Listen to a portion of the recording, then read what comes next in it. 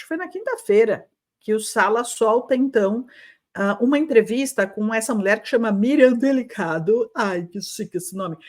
Ela é canadense, gente, ela mora aqui em Vancouver. Eu estava assim, meu Deus do céu, tá?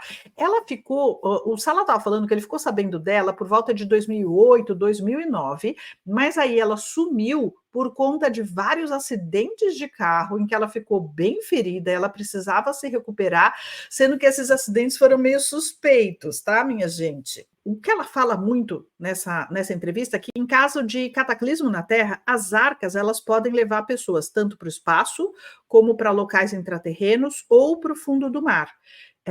E que ela foi convidada para fazer parte de uma comunidade de mais ou menos 10 mil pessoas que seriam médiums, que em inglês a gente fala psychics, né? Então seriam médiums, tentaram recrutá-la, mas aí ela tinha já recebido uma informação do pai dela de quando ela era criança, falando: se isso acontecer contigo, não aceita, não entra, porque se você entrar, eles nunca mais vão deixar você sair.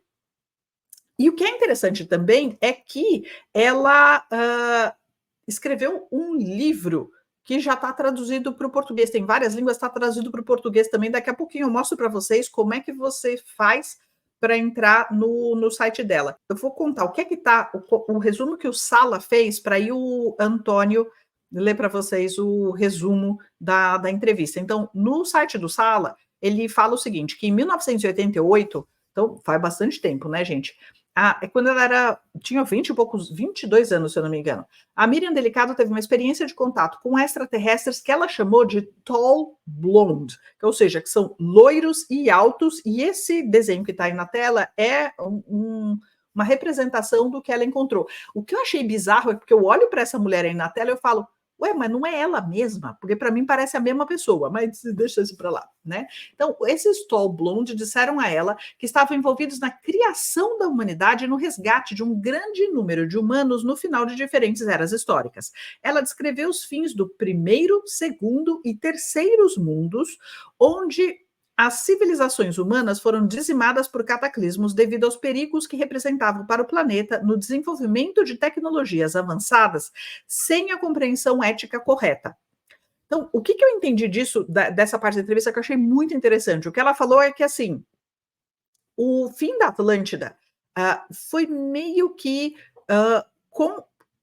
do ponto de vista espiritual, concordou-se que o que estava acontecendo na Atlântida não estava bom, tá? Não estava legal. Então, a gente tende a achar essas coisas como assim, é algo de fora que vem para destruir aquilo, porque algo de fora era melhor do que aquela civilização. Mas a sensação que eu tive do que ela falou é que os próprios atlantes, de uma forma talvez inconsciente, percebiam que ia dar ruim o caminho que eles seguiram e, como civilização, eles resolveram se expurgar do planeta para que aquele caminho fosse interrompido. Isso, infelizmente, parece que é razoavelmente comum acontecer com as civilizações. E aí, então, a Miriam Delicado disse que os loiros altos intervieram em enormes espaçonaves, também conhecidas como arcas espaciais, para levar um grande número de humanos da superfície para segurança no espaço sideral, no fundo dos oceanos ou na terra interior, para esperar os eventos cataclísmicos da superfície. Os loiros altos são muito diferentes dos brancos altos encontrados por Charles Hall na base aérea Nellis na década de 60, que a gente vai falar depois, tá? Quem é que são os tall whites e não os tall blondes. E repara, gente, não é a espécie desse pessoal, tá? Isso aqui a gente está falando só de características físicas, tentando, né, separar quem que é quem. Após sua profunda experiência de contato, o Delicado foi abordada pelos Men in Black e outras organizações que queriam recrutá-la para diferentes programas oficiais do governo para que pudesse entender melhor as tecnologias alienígenas. Ela disse que o contato aumentou suas habilidades psíquicas, o que é razoavelmente comum, tá? Quando tem contato, esse tipo de relato. E que ela foi convidada por uma organização secreta russa para se juntar a uma comunidade psíquica onde ela seria treinada e estaria entre sua espécie. Em sua primeira entrevista, então, para o Exopolitics Today, Miriam Delicado fala sobre suas incríveis experiências de contato, os eventos que mudaram sua vida e o que aconteceu depois. Ela também discute os perigos que estão por vir à medida que a humanidade entra no fim dos tempos, onde a confusão e a corrupção abundam e o pensamento crítico é comprometido de maneiras muito semelhantes ao fim da Atlântida. Antônio, você pode ir lendo o seu resumo aqui, então, enquanto eu vou puxar aqui o site dela para mostrar como é que faz para fazer download do livro dela? Miriam começa sua história relembrando seu primeiro encontro com esses seres em 1988. Isso aconteceu enquanto ela viajava em uma rodovia na Colômbia Britânica, no Canadá, quando notou grandes luzes seguindo seu carro. A princípio, eles pensaram que era outro veículo os seguindo, mas à medida que as ocorrências estranhas continuavam, incluindo um rádio que ligava e desligava, eles perceberam que era algo extraordinário. O clímax dessa experiência foi quando Miriam fez contato direto com dois tipos de seres extraterrestres, entidades pequenas e infantis e figuras humanoides altas e loiras. Os seres menores agiam como assistentes dos loiros altos, e foram estes últimos que se comunicaram com Miriam, compartilhando grandes quantidades de informações e percepções sobre o universo e o futuro da humanidade. Miriam se refere a esses seres loiros altos como os grandes ancestrais, sugerindo que eles têm interagido com a humanidade desde o início dos tempos. Eles são capazes de atravessar o espaço, o tempo e as dimensões, e carregam uma conexão divina que está além da compreensão humana. Segundo Miriam, esses seres não são Deus, mas buscam conhecer Deus da mesma forma que os humanos, embora com uma compreensão muito mais profunda da força divina. Um dos aspectos mais interessantes do relato de Miriam é sua descrição detalhada do papel do extraterrestre na transição entre diferentes mundos, no que ela se refere como o terceiro mundo. Seres com habilidades psíquicas avançadas poderiam ter potencialmente destruído a Terra. Em resposta, os loiros altos evacuaram um número selecionado de pessoas. Esses indivíduos foram então devolvidos à Terra depois que uma limpeza ocorreu, sinalizando o início de uma nova era. Miriam estabelece uma forte conexão entre suas experiências e as profecias indígenas, particularmente as do povo Hopi. Ela aponta paralelos impressionantes entre as previsões e advertências que recebeu dos extraterrestres e as narrativas indígenas. Essa conexão continua sendo um aspecto significativo de sua vida e trabalho. Ela também discute o conceito de arcas espaciais, que são naves enormes usadas para evacuar pessoas do planeta durante tempos de eventos catastróficos. Miriam indica que tais medidas só seriam tomadas no caso de uma ameaça grave à existência da Terra. No entanto, ela deixa claro que esse conceito não deve ser mal interpretado como uma promessa de salvação para toda a humanidade. Para o final da conversa, Miriam e Dr. Salas discutem as diferenças entre os loiros altos e outro grupo de extraterrestres conhecidos como os brancos altos.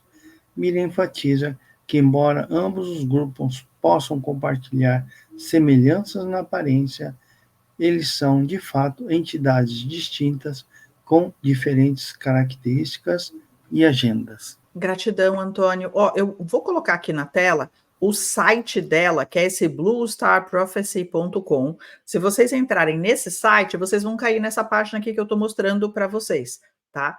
E aí, nesse momento, o livro dela, ele tá, você consegue baixar o PDF gratuito. Só que eu vou mostrar para vocês, porque não é assim, você entra lá e você baixa direto, tá? Você tem que clicar aqui no book. Aí você vai cair nessa página aqui, em que aparece aqui, ó, ele tem a versão em inglês, japonês, francês, espanhol e português. Você vai preencher aqui o seu e-mail, tá? Então, o e-mail, blá, blá, blá, blá, blá, blá. Você vai se cadastrar na newsletter dela, você vai receber um e-mail. A hora que você se cadastrar pelo e-mail, aí você vai receber o link para fazer o download do livro em português, tá? Só que o e-mail está escrito em inglês, então talvez dê uma, né, seja um pouquinho complicadinho aí para entender. Por que eu estou falando isso, me dando o trabalho de falar isso, ao invés de simplesmente passar para vocês o livro em português?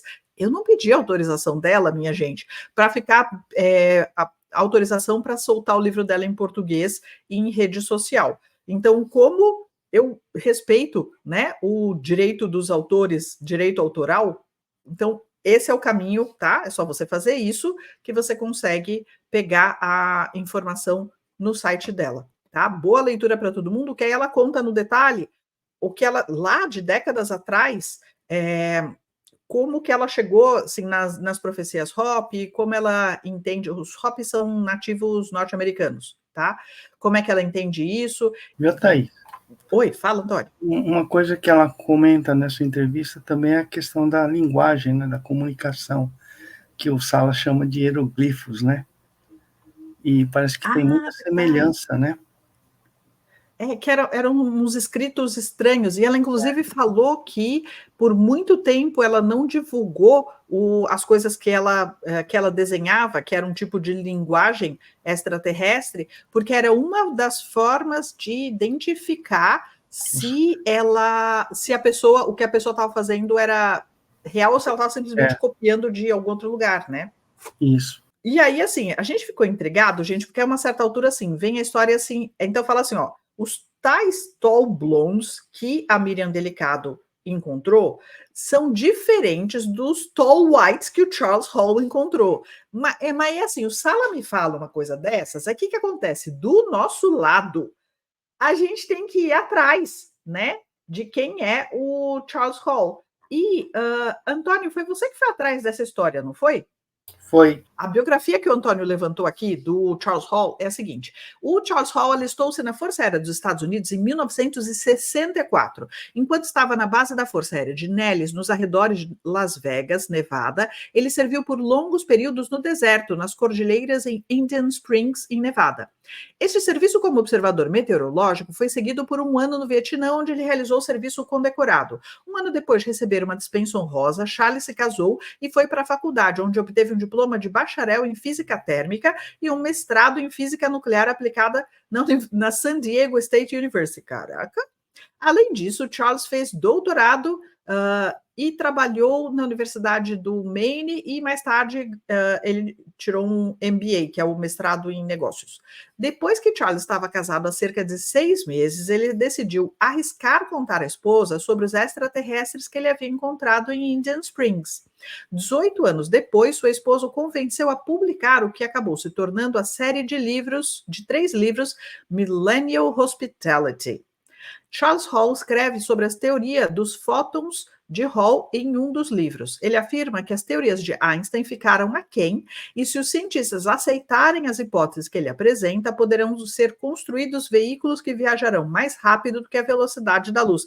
Que é o clássico, né, dos contatados que recebem informação sobre tecnologia e aí isso tudo some. Alguns deles têm a sensação de que assim, ninguém acredita em mim, não sei o que lá, e não sabe que assim, sim, tem gente que acredita em você, mas a pessoa que acredita em você está fazendo isso nos projetos secretos e não estão contando para ninguém. Hall descreve os Tall Whites como extraterrestres humanoides que usavam roupas brilhantes que podiam flutuar. Eles eram normalmente do tamanho de humanos, mas podiam crescer até 7 ou 8 pés, mais ou menos 2,40 m na velhice. Com uma pele muito fina e pálida, eles tinham naves espaciais brancas em formato de tic-tac e que podiam flutuar silenciosamente e viajar milhares de quilômetros por hora.